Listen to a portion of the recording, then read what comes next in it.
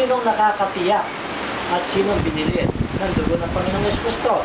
Ganito po ang paliwanag ng banal na kasulatan dito sa aklat ng mga gawa ng mga apostol 20:28 kung anong iglesia ang natubos. 20:28. Ano sabi? Ingatan ninyo ang inyong sarili at ang buong kawan. Nasa kanila'y ginawa kayo ng Espiritu Santo na mga obispo upang pakanin ninyo ang iglesia ng Panginoon na binili ng kanyang sariling dugo. Ano pong iglesia? Ano sabi ng iba? Iglesia ng Panginoon, di mo ba nabasa? E di iglesia ni Kristo. Ha?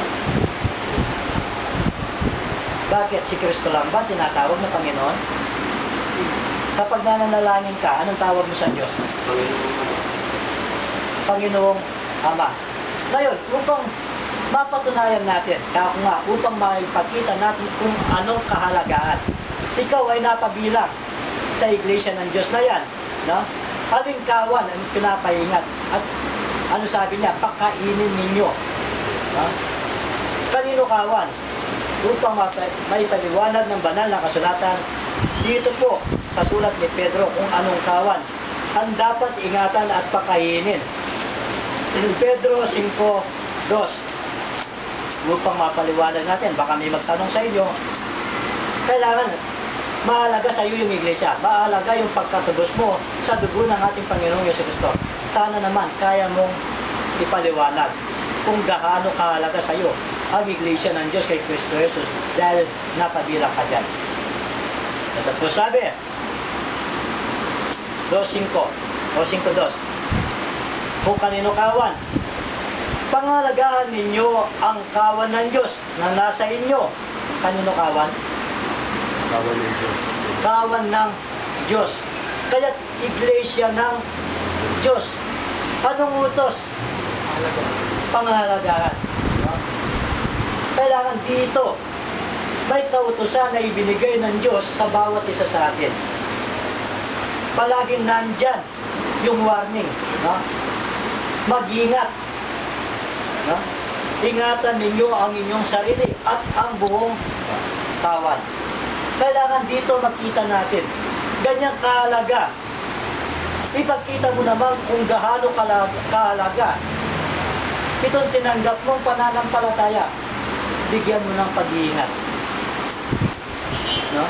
Kailangan makita sa atin na iglesia ka ng Diyos kay Kristo Jesus. Pero yung gawa mo,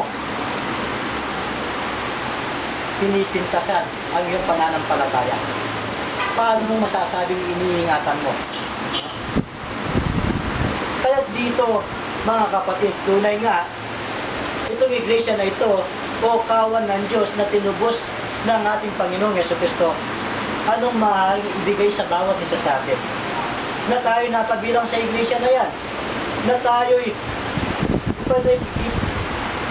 ipinagkikilala natin sa mga tao na tayo nga ay kabilang sa natubos na ito dahil tayo mga iglesia ng Diyos. Anong ibibigay sa atin ng iglesia na yan? Ganito po ang paliwanag ng banal na kasulatan. Dito po sa unang Korinto, kung paano ang mga anak ng Diyos, dito sila gumawa sa iglesia na ito. Kung kaya't anong pakilala ng banal na kasulatan? Anong gustong ipakilala sa bawat isa sa atin? Ganito po ang sabi.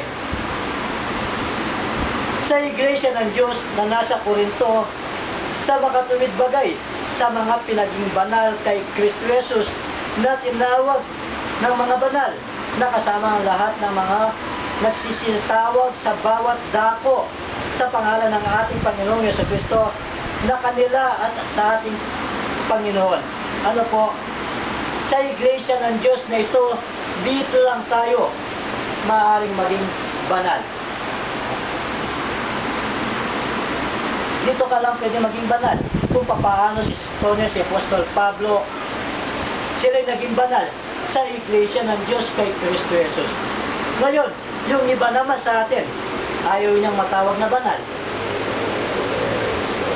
Kaya Kaya nga sabi ng banal na kasulatan, ang banal ay lalo pang magpakabanal upang ang bawat isa ay maging sakdal. Sabi naman doon sa Korinto 6:11,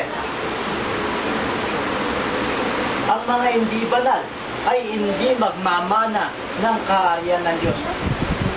Kung kaya't ikaw, mula nang napabilang ka sa iglesia na ito, ano sabi ng banal na kasulatan? Hindi ka na ibang bayan na mga nalakbay, kundi kababayan ka na ng mga banal. Isa ka na sa tinatawag na banal. Ngunit ang inaanap ng Diyos sa bawat isa sa atin, bigyan mo ng importansya ang iyong pagkatawag na pabilang ka na banal. Dahil ang hindi banal ay hindi magmamana ng kaharian ng Diyos. Kaya't lalo tayo magpakabanal upang tayo maging karapat-dapat, upang tayo maging sakdal sa harapan ng Diyos. Nagdarating ang araw, isa ka nga dito sa magmamana ng buhay na walang hanggan na tinubos ng ating Panginoong Jesucristo. Kaya't dito mga kapatid, sa iglesia na ito, may dapat ugalihin. Ano? May dapat tayong ugalihin. O nga't napabilang ka, natawag kang banal, ngunit dapat may ugalihin. Kung papaano ang sinasabi ni Pablo kay Timoteo dito. Nasulat ni Pablo kay Timoteo dahil noon mahabang panahon kung mangangaral ang isang apostol bago makabalik doon sa kanyang pinanggalingan. Kaya nagbigay ng mensahe si Pablo, no? O si Pablo kay Timoteo. Ano sabi niya? Sabi nga dito, Thessalonica 3:15, upang makita natin kung paano dapat ugalihin. Ito po sabi, 3:15.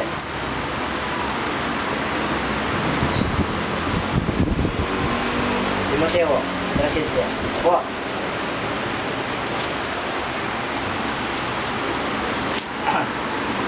Ito mga kapatid. Ngunit kung ako'y magluwat ng mahabang panahon at upang mahalaman mo kung paano ang dapat sa mga tao na ugalihin nila sa bahay ng Diyos, na siyang iglesia ng Diyos na buhay, haligi at suway ng katotohanan. Dito sa iglesia na ito, na nabilis sa dugo ng ating Panginoon, may dapat ugalihin. No? Hindi po yung kagustuhan natin. No? Kung sinasabi natin, kabilang ka sa tinubos ng dugo ng Panginoong Jesucristo, sino masusunod? Yung bumili o yung binili? Dapat masunod yung kagustuhan ng bumili. Ngunit magkaminsan, yung sariling kagustuhan natin na tayong binili ang nasusunod. Di ba? Di ba sabi natin, una sa Diyos, bago sa tao? Ngunit anong nakikita natin? Una sa tao, bago sa Diyos. Mas nasusunod ang kagustuhan ng binili kesa dun sa bumili.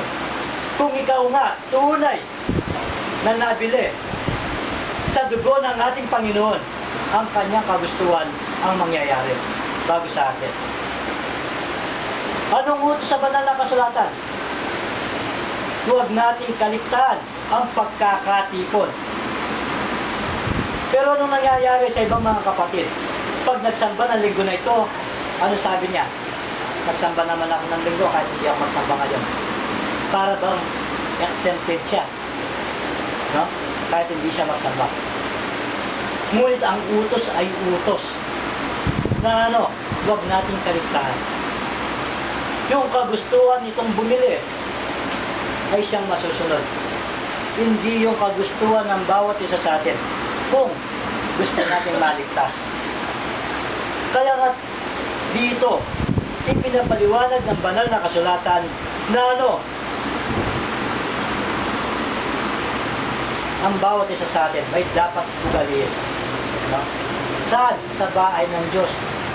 haligi at suway ng katotohanan.